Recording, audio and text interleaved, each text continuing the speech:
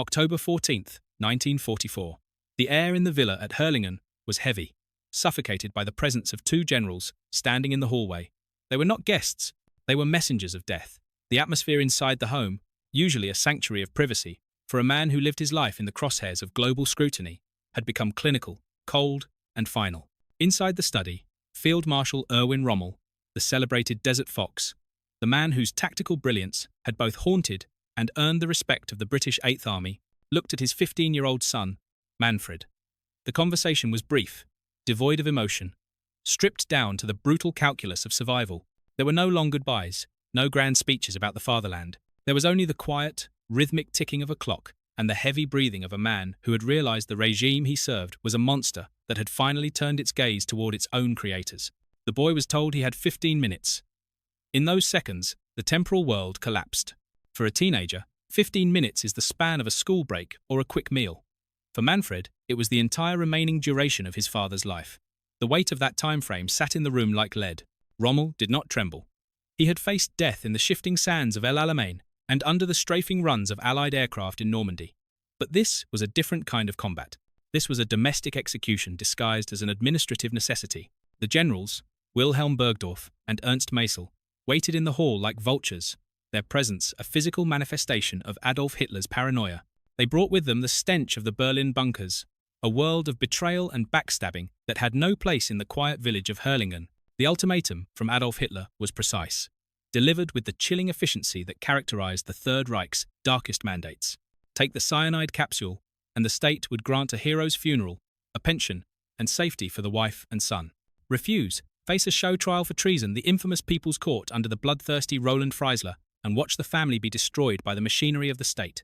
It was the Sippenhaft law, the ancient Germanic concept of collective family guilt, weaponized by the Nazis to ensure total compliance.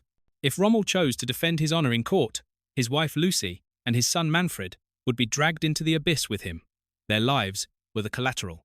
The Desert Fox, who had once outmaneuvered entire divisions, was now trapped in a corner with no room to move. It was a performance of choice where no choice existed. The house was surrounded by Gestapo agents, hidden in the woods, their black coats blending into the autumn shadows, orders in hand to shoot if anyone attempted to flee, or if any word of the truth escaped the villa's walls. Manfred watched his father put on his grey-green Africa jacket, the one that still held the faint dust of the desert in its seams, and pick up his field marshal's baton, a symbol of supreme command that had now become a hollow prop. It was the uniform of a legend, a costume for a tragic play, now serving as a shroud for a victim. They walked to the car together, the gravel crunching under their boots, a sound Manfred would later recall as the most lonely noise he had ever heard. The door closed with a dull, heavy thud. The engine started, a low rumble that signaled the beginning of the end. Manfred stood on the driveway, a child suddenly thrust into the center of a silent storm, watching the black Mercedes disappear around the bend of the road. 15 minutes later, the telephone rang. The sound was sharp, piercing the unbearable silence of the house. The voice on the other end, formal and detached, confirmed the death. The official lie began immediately. A narrative crafted in the propaganda offices of Joseph Goebbels. A brain embolism, a sudden complication from the severe head injuries Rommel had sustained when his staff car was strafed by Allied planes in France months earlier. It was a convenient fiction, a way for the regime to murder its most popular general without turning him into a martyr for the resistance.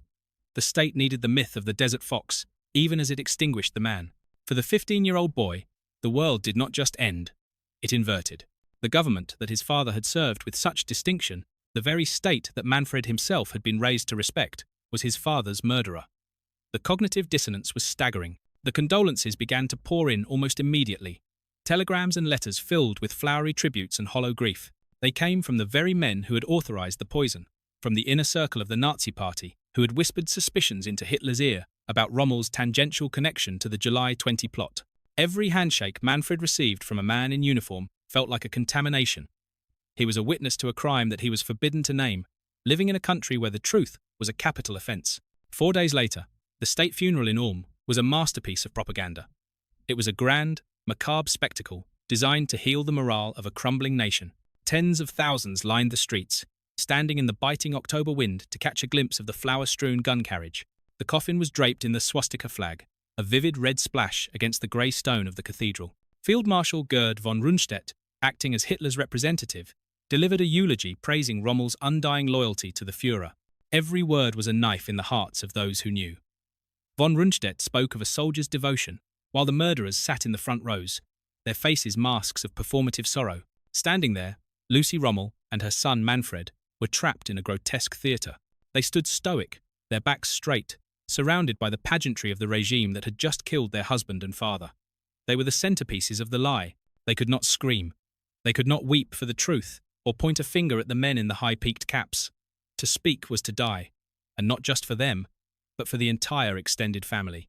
The safety of the household, the very reason Rommel had swallowed the poison in the back of that Mercedes, depended entirely on their complicity in the lie. They had to mourn the hero, not the victim. They had to play the roles of the grieving survivors of a national tragedy, rather than the survivors of a state-sponsored assassination. This silence, heavy and suffocating, became the foundation of their post-war life. It was a secret kept behind closed doors, a truth whispered only in the dark, as the Reich collapsed around them in a firestorm of its own making. When the war ended 6 months later, the ruins of Germany were not just physical. They were moral, spiritual, and total. The landscape was a jagged horizon of charred timber and shattered brick. But the internal landscape of the German people was even more fractured. Manfred, conscripted as a Luftwaffenhelfer, Air Force assistant, and then a deserter as the front lines dissolved, was eventually captured by the French. He was a boy soldier in a defeated army, carrying a name that still held immense weight. General Jean de Lattre de Tassigny, a former adversary of his father and a man who understood the codes of military honor, interrogated the boy. Here, for the first time in a world no longer ruled by the Gestapo, the dam broke. Manfred revealed the truth of the forced suicide.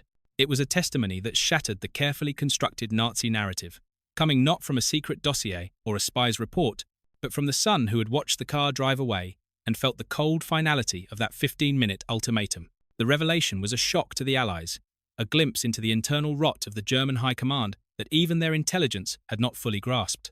But there were other silences in the Rommel household, secrets that predated the cyanide, layers of complexity that the public myth of the clean Wehrmacht general never accounted for. Decades later, letters would reveal the existence of Gertrude, a daughter born to Erwin Rommel in 1913, long before his marriage to Lucy. Her mother was Walburga Stemmer, a fruit seller in Weingarten, a woman deemed unsuitable for the career of an ambitious young officer in the Imperial German Army. The rigid social structures of the time dictated that a marriage to a woman of her class would have ended Rommel's advancement. The mother died young, in 1928, likely by suicide. On the same day, Rommel's legitimate son Manfred was born, a timing that suggests a despair too deep for words. The daughter, Gertrude, remained in the shadows for her entire life, introduced to the world, and even to Manfred, as a cousin. She visited the villa in Herlingen frequently. She wrote letters filled with a quiet, longing affection. She was part of the fabric of the family, a ghost at the dinner table, yet officially non-existent in the eyes of the state and the public record. This was the nature of the German elite of that era. An impeccable public image, maintained by a rigorous, almost surgical compartmentalization of private truths. Lucy Rommel knew about Gertrude. In a remarkable display of both pragmatism and a strange, stoic grace, she accepted the child into their periphery, maintaining the facade of the perfect family just as she later maintained the facade of the grieving widow. It was a household built on layers of necessary omissions, where the truth was always secondary to the image. Lucy survived her husband by 27 years. She lived through the hungry years of the Allied occupation, the painful partition of Germany into East and West, and the staggering ascent of the economic miracle. She became a guardian of the Rommel name, but she did so with a haunting reserve. She never wrote a memoir to capitalize on her husband's fame. She rarely spoke to the press, and when she did, she was a model of brevity. Her silence was not passivity. It was a fortress she built to protect what remained of her dignity. In a country desperate to forget its sins and a world eager to turn her husband into either a saint or a demon, she refused to explain herself or him. She raised her son in the shadow of a colossus and let the history books fight over her husband's legacy. She died in 1971, taking her own version of the truth, her own private griefs and grievances, to the grave. But it was Manfred who had to live in the open, in the glaring light of a post-war Germany that was constantly interrogating its own soul. The children of the Nazi hierarchy often dealt with their inheritance by disappearing into the fog of history. They changed their names, they moved to the remote corners of South America, they lived quiet, anonymous lives as accountants or craftsmen, hoping to never be asked about their fathers. They carried the guilt of their surnames like a physical deformity. Manfred Rommel did the unthinkable. He did not run. he did not hide. He entered the most public arena possible, politics. He kept the name Rommel, a name that was still a rallying cry for unrepentant nationalists and a source of deep suspicion for the victims of the Reich. In 1974, he was elected mayor of Stuttgart, one of West Germany's most industrial and influential cities. He would hold the office for 22 years, becoming one of the most beloved and respected civic leaders in the country's history. But he did not use his father's name to rally the right wing or to wax nostalgic about the glory days of the Wehrmacht. He did not seek the company of the veterans' associations that wanted to use him as a mascot for a clean war. Instead, he used his position and his name to dismantle the very ideology of exclusion and blind obedience that his father had served. He became a champion of liberal democracy, an early and vocal advocate for the integration of foreign guest workers, and a voice for tolerance in a society that was still struggling with its own prejudices. He was, in many ways, the anti-Nazi, a man who believed in the power of the ballot over the bullet and the strength of the community over the authority of the leader.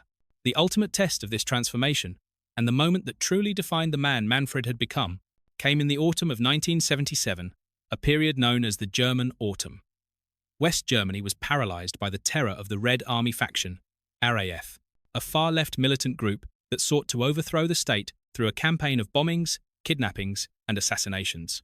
The country was on a knife edge. Following a series of events that included the hijacking of a Lufthansa flight, the three primary leaders of the RAF, Andreas Baader, Gudrun Ensslin, and Jan-Karl Raspe, were found dead in their high-security cells at Stammheim prison. The official verdict was suicide, though many on the radical left suspected state-sponsored murder. The country was enraged and deeply divided. The hatred for the terrorists was so visceral that no cemetery in the region would take their bodies. The families of the deceased pleaded for a place to bury their dead, a simple patch of earth where they could lay their children to rest. But local mayors across Germany refused, fearing public backlash and the desecration of their cemeteries.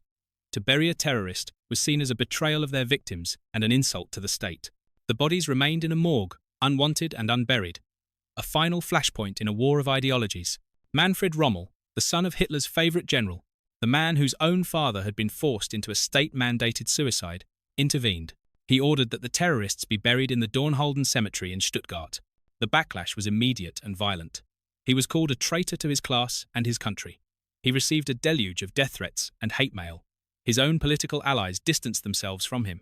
People asked, with genuine fury, how the son of a field marshal, a man who represented the height of German military tradition, could grant sanctuary and a dignified burial to the very enemies of the democratic state.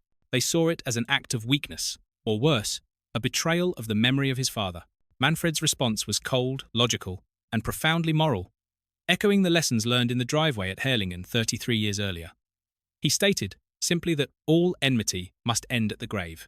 He argued that a civilized society does not take revenge on corpses, and that the state proves its superiority over terrorists not by matching their cruelty, but by upholding its own humanitarian values. He knew, perhaps better than anyone in Germany, what it meant for a state to decide who deserves a dignified death and who does not. He knew the pain of a family forced to mourn in the shadow of political hatred, and he refused to let the West German state replicate the coldness of the regime that had claimed his father. By burying the terrorists, Manfred Rommel was not honouring their crimes or endorsing their cause. He was asserting the supremacy of humanity over ideology. It was a final, decisive rejection of the absolute obedience and the dehumanization of the enemy that had been the hallmark of the era his father lived in. He was breaking the cycle of state-mandated exclusion. He understood that mercy is not a gift to the recipient, but a necessity for the giver, if they wish to remain human. In 2014, the city of Stuttgart renamed its international airport. It is now the Manfred Rommel Airport. It is a strange and beautiful historical irony. In 1944, the name Rommel was synonymous with tank divisions, lightning strikes, and conquest. It was a name that inspired fear from the deserts of North Africa to the hedgerows of Europe, a name tied to the military machine of a genocidal dictator. 70 years later, the name is honoured on an international terminal, a place of arrival and departure, of connection and global exchange, not for military genius, but for civic courage. It stands there not for how a man fought, but for how a man forgave, not for the territory he took, but for the moral ground he held when the world was pushing him to let go. The father was forced to die to protect his family from a monster he had helped create. The son lived to redeem the name, transforming it from a symbol of war into a symbol of peace and reconciliation.